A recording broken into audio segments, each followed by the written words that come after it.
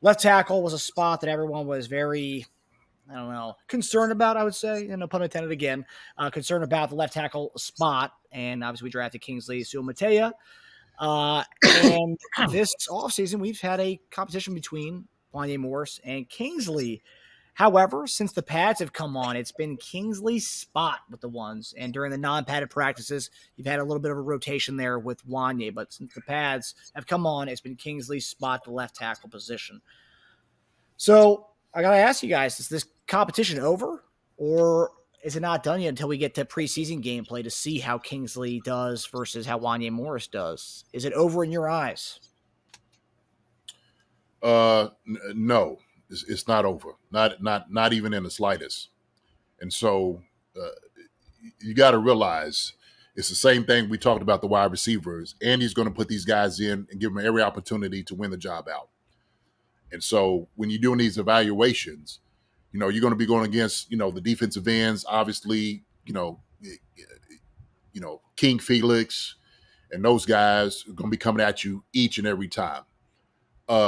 When you're lined up, and we see Morris, when he played last year, he did a great job until he ran into the buzzsaw of the Raiders and those guys who are elite pass rushers. And so we got to realize that's what Kingsley, that's his evaluation. What we looking at? So it's all about trust. It is all about trust from the coaches, and it's about consistency. Because make no mistake about it, you can't have a brain fart and let somebody tattoo Patrick Mahomes from the backside. You can't let that happen. And I know Patrick's a magical guy. He's an escape artist. But if you have him running around for his life because our left tackle's a little shaky, I don't care who it is. It doesn't matter who it is. It could be any guy. That's a problem. That's a problem.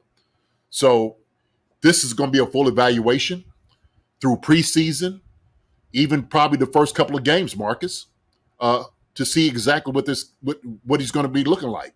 So it's going to be Kingsley and Morris. I might even, okay, I'm just going to leave that alone. It's between Kingsley and Morris. I do believe that they're going to give these guys the chance and opportunity to win it out all the way up into the very first game, maybe even to the second game of the season.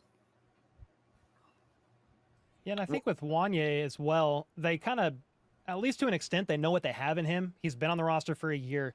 He played 4-ish games in the regular season when Donovan Smith was hurt. So why not give Kingsley as many first-team reps as possible at the gate here since the pads have come on? You could see it as purely just that. I think there's a little bit more to it than that. I think the Chiefs are going to give Kingsley every opportunity to maintain the starting left tackle role, and it's basically his to lose. But at the same time, why not give the rookie all the first-team reps and let him get sharpened as fast as possible going against Dana or Karlaftis or Chris Jones if he kicks outside? Like, why not let your rookie go through the buzzsaw of those guys before, just what JD said, you're going to have to go through the buzzsaw of the Raiders or others?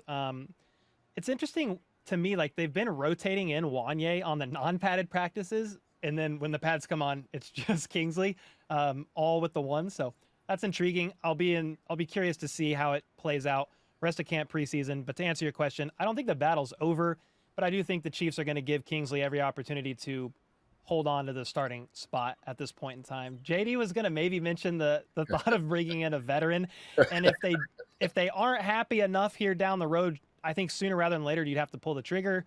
Donovan Smith would, in theory, make sense because he's a guy you could bring in late that already knows the system. But maybe this year it's like, man, Donovan Smith would maybe only be a one-year Band-Aid. Why not rip that off and let Kingsley just get a year in the system and go through those growing pains now? Yeah, but see, that's the danger of it, right? Let him go through the growing pains, and that's a spot that you can't go through the growing pains, man. When you're trying to do a three-peat, and you got Patrick Mahomes behind you, okay? I just, like you said, if this is the Panthers or somebody, hey, okay, sure. Like, hey, let it go through the growing pains. We're 3 or 4 to 5 years away from even being contenders.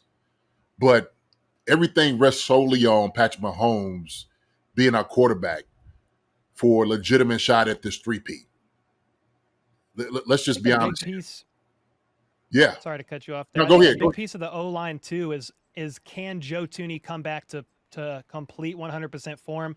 Best pass blocking guard in football per PFF the last 3 years in a row.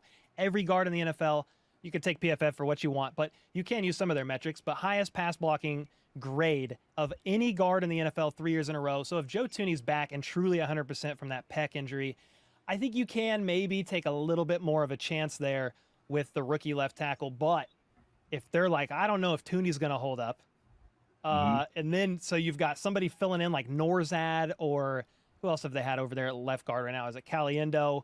Like McCade. Those are two guys. Say it again. McCade, Mature. And then CJ Hansen maybe a little bit too. Hansen, been out there.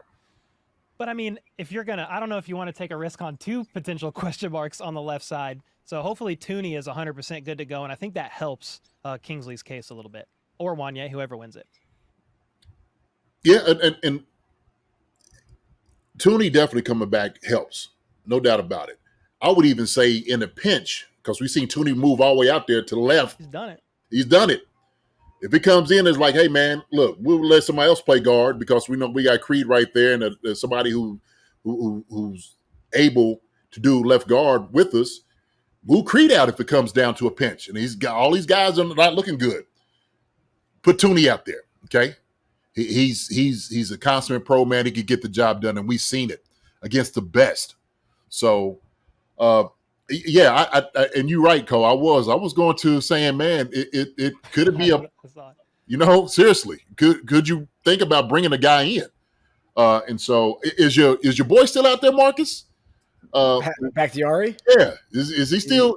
He's still out there. Oh, so I know he said he wanted to play for a championship team, right?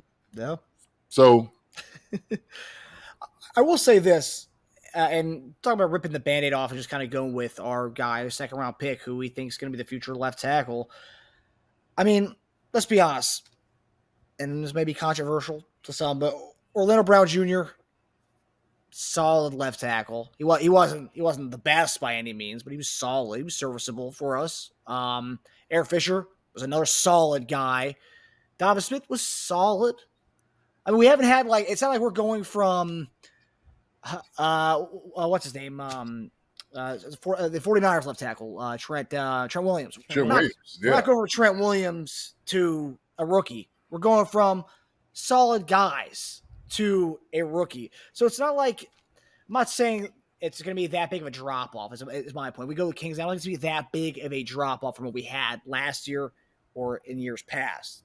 That's like my kind of thing. I think people are kind of overplaying the whole, we're going to start a rookie. We're going to start Wanya. He didn't look good last year. It's like, well, I mean, Wanya was good enough for a good part of that season last year. And yeah, do I think Kingsley's got a bigger ceiling than Wanya? Yeah, sure. He's a second round pick. Yeah, 100%. I think he was a left tackle in college. Wanya kind of moved around the offensive line in college. He didn't really have a position. We're trying to make him a left tackle last year, but I think Kingsley kind of has more of a ceiling. So it's like, you know what? Let's throw the guy out there. I hear you. Look, I got you. Wanya's a third round pick, so that's another pick. That's just another round after him. So it ain't like he's chopped liver, and we've seen him play well. Like I said, we've seen him. He's shown that, and I think, Cole, that goes to the point you were saying. The reason they're giving Wanya the reps without the pads on is because they've seen him in pads before, right? His is just technique. Now this is getting your hands together, doing all those things, the kick step. Can you anchor down, with these pads? That's fundamentals for him, okay? Kingsley is the live ball, okay? Now it's coming from BYU, playing against systematic of the poor, right, to playing against these guys in the NFL, okay? And I know somebody said, Andy Reid went in and got him himself. He did. We know he sounded. We know that. But all that still remains to be seen. It does. So, any reason why they would have Wanya only rotating in with the non-padded practices versus the full padded practices? JD, do you think it's weird at all or no? No, like I just said, I think because they've seen Wanya in pads before, right? They know what he can give. He's an aggressive guy. We know he comes out, he hits guys hard. That's no question with Wanya. Not at all. His is when I'm sitting there evaluating them doing pass protection, and I've seen coaches working with him, it's all fundamentals. And I've seen they trying to get his steps down. I've seen him trying to get their hands down. And I said, okay, that's very telling right there, because it is about being fundamentally sound in the NFL. And that's the reason he got beat, is because he wasn't fundamentally sound. That's it. And if you lag on the inside, like you said, and having a Joe Tooney right there on the inside helps tremendously. Okay. But if you got to hold up yourself, we got to make sure that you got to be the guy that's going to be able to hold up for the entire game. So that's I think that's what it is, to be honest. So I just before we leave the show tonight, are you guys willing to bet that Kingsley will be the week 1 starting left tackle? Or are you gonna bet that right now? Or if you had to make a bet right now, who are you taking, Wanya or Kingsley left tackle right now for week 1? I would say Kingsley. Yeah, personally. Sorry, JD, I beat you to the punch. No, go ahead, brother. I had him on the 53 back in June, and I don't think as of right now I'm gonna move him. I do think it's his job to lose. You could see him. Somebody just left it in the comments. You could see him. He's athletic, and you could develop the guy, give him as many reps as humanly possible. Now that end around to Worthy, where Kingsley kicked out and was the lead blocker, bro, that guy was flying. I was like, wow. So I think it's his job to lose right now. I am going to put him there. I don't know that I'm going to bet my house on it, but I would put some money down. I'm putting my money on the guy who wins this thing out. That's what I'm going to put it on. So I'm going to leave it at that. That's what I'm leaving it at, man. Because it's just that wide open. I'm telling you right now, it's just that wide open. And so I don't think you can pencil anybody in this position. This guy's got to win it out. And if you're getting beat in practice and you're getting beat in, like you said, we talk about the same thing in preseason, it changes things for everybody. I'm sorry. It just does. So I ain't penciling nobody in. I'm bringing this up the next time you call me out for my rationale for my 8 receiver charts. well, I told you, what did I tell you my evaluation was? I think the guy that has experience is the one that starts. Right. That's what I said. So I love Kingsley. And so let's say you just go with Wanya. Like I said, it's going to be like the first and second game of the season. Wanya might just become the first and second guy. Then all of a sudden Kingsley takes it over. So there's nothing wrong with like rotating guys in just to see what they can do. So mine was the experienced guys, what I would go with. Yeah. So and we've seen them in the middle of games take guys out last year. I remember that was a big deal week 2 of the season when they just took out Jawan for a little bit. So yeah, they can do that for sure. Hi everybody. Thanks for watching. Subscribe here to get the latest from the show. Also, be sure to check out the best clips from Chief Concerns. And if you prefer to listen to the show, subscribe and follow us on Apple Podcasts, Spotify, and anywhere else you get your podcasts.